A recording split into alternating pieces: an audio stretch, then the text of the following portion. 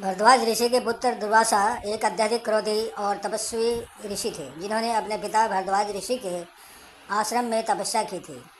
वे अपने क्रोध के लिए जाने जाते थे और अक्सर अपने क्रोध के कारण दूसरों को शाप देते थे।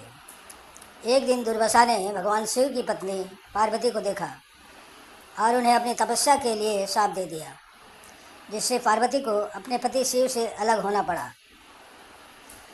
इसके बाद दुर्वासा ने भगवान विष्णु को भी शाप दिया, जिससे विष्णु को अपने अवतार राम के रूप में जन्म लेना पड़ा। दुर्वासा के शाप के कारण उन्हें कई कठिनाइयों का सामना करना पड़ा था, लेकिन अंत में उन्होंने अपने क्रोध को नियंत्रित किया और एक महान ऋषि बन गए।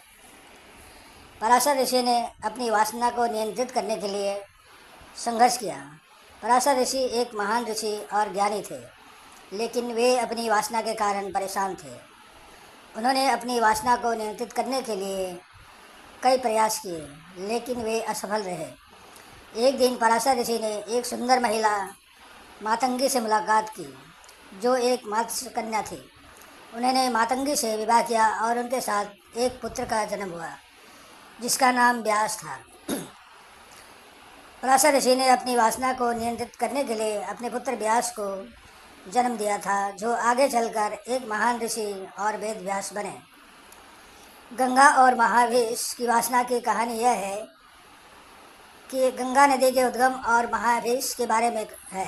कथा के अनुसार महावेश एक राजा थे, जिन्होंने अपने पितरों की मुक्ति के लिए गंगा नदी को पृथ्वी पर लाने की प्रतिज्ञा की थी। लेकिन जब गंगा नदी उनके सामने आई तो उन्होंने गंगा की सुंदरता को देखकर अपनी वासना को नियंत्रित नहीं कर सके। महावेश ने गंगा से विवाह करने की इच्छा व्यक्त की, लेकिन गंगा ने मना कर दिया और कहा कि वे एक नदी है और किसी के साथ विवाह नहीं कर सकती है। महावेश की वासना इतनी अधिक थी कि उन्होंने गंगा को पकड़ने की कोशिश की, लेकिन गंगा ने अपनी शक्ति से उन्हें दूर कर दिया और पृथ्वी पर बहने लगी। यह सिखाती है कि हमें अपने जीवन में संतुलन बनाना चाहिए और अपनी वासना को नियंत्रित करना चाहिए।